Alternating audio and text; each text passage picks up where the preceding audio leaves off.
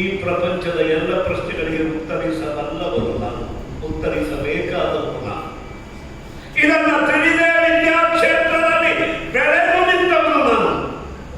ನಿನ್ನ ಮಾತು ಬದುಕಲಿ ಅಂತ ಬಂದಿದ್ದಲ್ಲ. ನಾವಿಷ್ಟು ಪೃಥ್ವೀಪತಿ, ಒಬ್ಬ ರಾಜನಾಗಿದ್ದಾನೆ ಅಂದ್ರೆ ಅವನು ವಿಷ್ಣುವಿನ ಅಂಶವನ್ನು ಪಡೆದಿದ್ದಾನೆ. ವೈಷ್ಣವಿ ವಾಕ್, ರಾಜನಾಡಿದ ಮಾತು ಅಂದ್ರೆ ಅದು ದೇವವಾಣಿ, ಅದು ವೇದವಾಣಿ, ಅದು ಬದುಕಬೇಕು ಅಂತ ಮಹದುದ್ದೇಶವನ್ನು ಇಟ್ಟುಕೊಂಡು ಬಂದು ನಾನು ಯಾಚಿಸಿದ್ದೇನೆ. ನನಗೆ ನೀನು ಕೊಟ್ಟ ಮಾತ್ರದಲ್ಲಿ ನಿನ್ನ ರಾಜ್ಯದಲ್ಲಿ ಅರಾಜಕತೆ ನಡೀತದೆ ಅಂತ ನೀನು ಭಾವಿಸಬಾರದು. ಏನು ಈ ಪ್ರಪಂಚಕ್ಕೆಲ್ಲ ನೀನೊಬ್ಬನೇ ರಾಜ ಅಂತ ವರ ಪಡೆದದ್ದ ವರಪುತ್ರನಾದರೆ ಇಂತಹ ಭಾವ ಬರ್ತದ ನನಗೆ. ಮೈಯೆಲ್ಲ ನಖಶಿಖಾಂತವಾಗಿ ಅಹಂಕಾರ ತುಂಬಿಕೊಂಡಿದ್ದೆ. ದರ್ಪ ಮುದ್ರಿತನಾಗಿ ಸಪ್ತ ಸಮುದ್ರ ಮುದ್ರಿತವಾದ ಧರಾಮಂಡಲವನ್ನು ಆಡುವುದಕ್ಕೆ ನೀನು ತೊಡಗುತ್ತಾ ಇದ್ದಿ, ತೃಪ್ತನಾಗಿದ್ದಿ.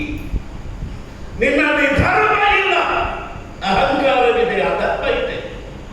ನಾನು ತಿರುಗ ಇರುವುದು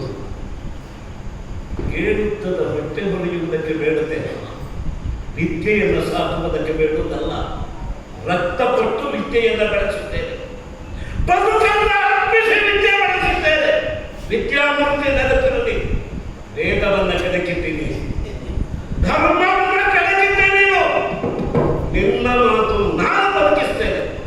ನೀನು ಅನಾಥ, ನಿನ್ನ ಮಾತನ್ನು ಬದುಕಿಸುವುದಕ್ಕಾಗುವುದಿಲ್ಲ. ನಿನಗೆ ಲೋಭ ಹೆಚ್ಚಾಗಿದೆ, ರಾಜ್ಯದ ಮೋಹ ಆವರಿಸಿದೆ, ತಾನೊಬ್ಬ ರಾಜ ಎಂಬ ಅಹಂಕಾರ ತುಂಬಿಕೊಂಡಿದೆ.